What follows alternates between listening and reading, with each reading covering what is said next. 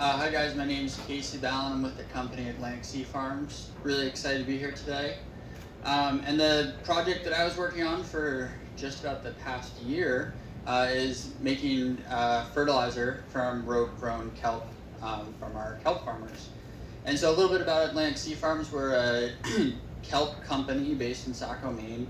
And we kind of do everything except for actually growing the kelp. So we have a nursery where we start all our kelp just about this time of year, and then we work with partner farmers up and down the coast to grow that kelp out in the ocean over the winter, and then in the spring we harvest it all back, process it, freeze it, and then ship it all over the country to grocery stores and food service outlets.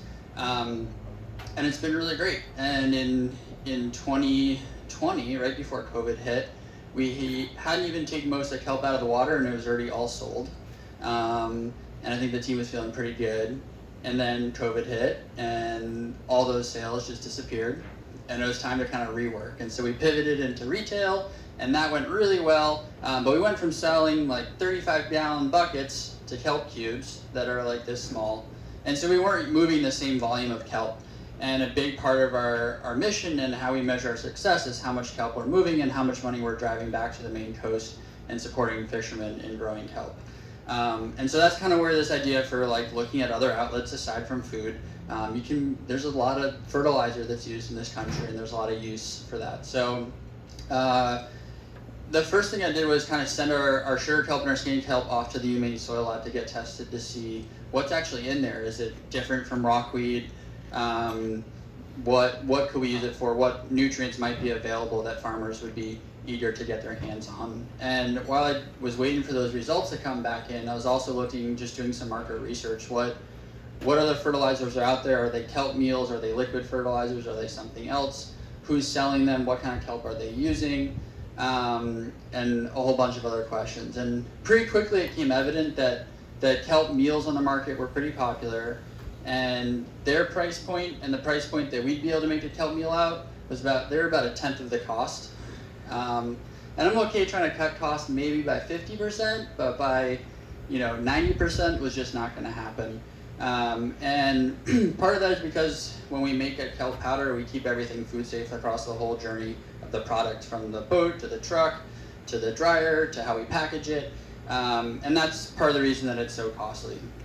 So it's kind of back to the drawing board, and we realized that, well, what if we weren't the ones making the fertilizer, but we helped provide the tools and the kelp for someone else to make the fertilizer.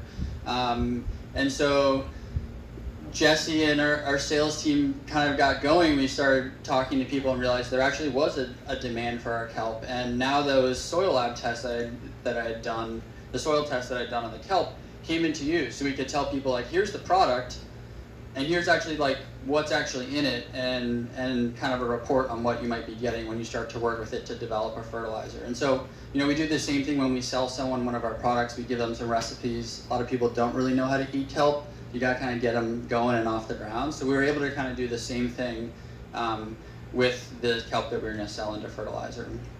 So we ended up selling to a couple different customers. We probably sold, I think, 5,000 to 10,000 pounds of kelp that was made into fertilizer and compost.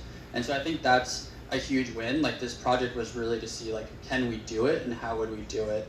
And our next steps and our lessons learned moving forward is I don't want to write off the kelp meal. I think we need to figure out a way that we can do that same process but at a much lower price. And so how can we work on our operations, how we're drying, how we're moving kelp in our supply chain, our logistics, to not always be at that food safety quality standard, but more at like a fertilizer quality standard, and so things can be a bit cheaper. And then the second is really working inside our operations and with our farmers, and how can we start capturing other waste products that's too snaily, or the hold fast on their kelp, or anything that's not food grade, and be able to take that to market and sell it yet again at a lower price, so we can make sure that we can move more volume to more customers.